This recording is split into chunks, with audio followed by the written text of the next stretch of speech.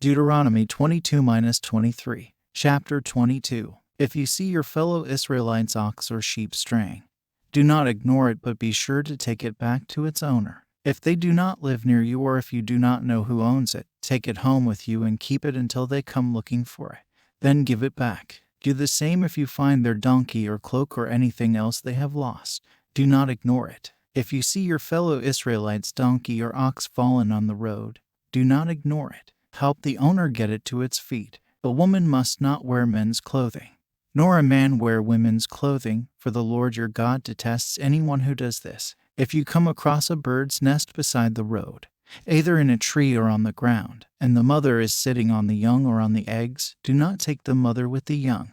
You may take the young, but be sure to let the mother go, so that it may go well with you and you may have a long life. When you build a new house, make a parapet around your roof so that you may not bring the guilt of bloodshed on your house if someone falls from the roof. Do not plant two kinds of seed in your vineyard. If you do, not only the crops you plant but also the fruit of the vineyard will be defiled.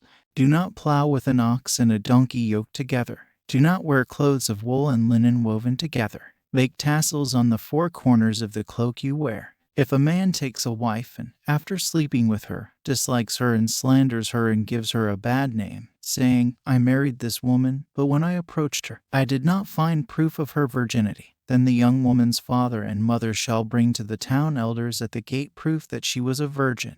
Her father will say to the elders, I gave my daughter in marriage to this man, but he dislikes her. Now he has slandered her and said, I did not find your daughter to be a virgin.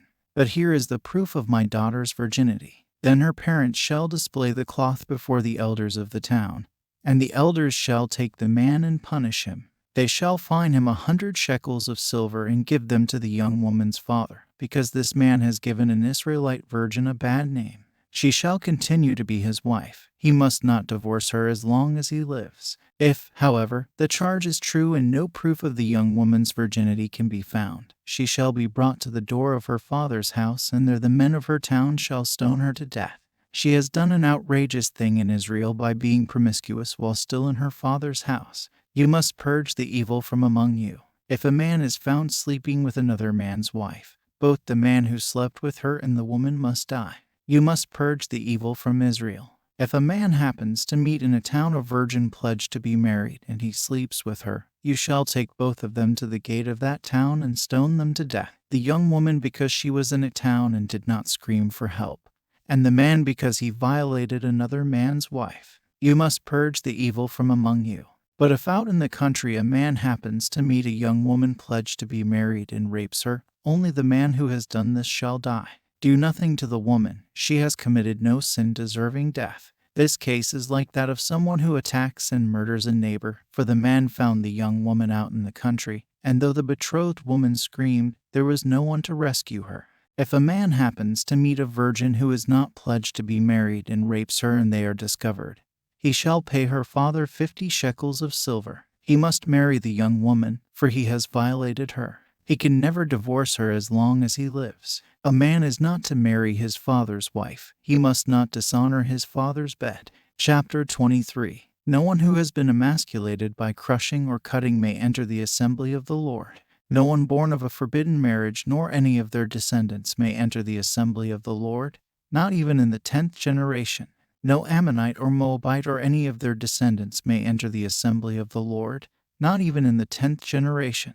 For they did not come to meet you with bread and water on your way when you came out of Egypt. And they hired Balaam son of Beor from Pethor in Aram Naharaim to pronounce a curse on you. However, the Lord your God would not listen to Balaam but turned the curse into a blessing for you, because the Lord your God loves you.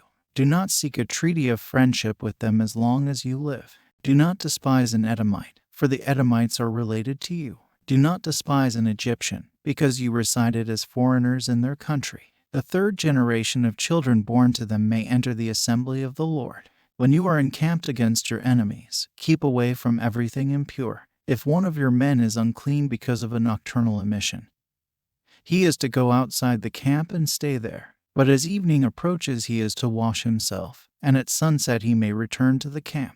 Designate a place outside the camp where you can go to relieve yourself. As part of your equipment, have something to dig with, and when you relieve yourself, dig a hole and cover up your excrement. For the Lord your God moves about in your camp to protect you and to deliver your enemies to you.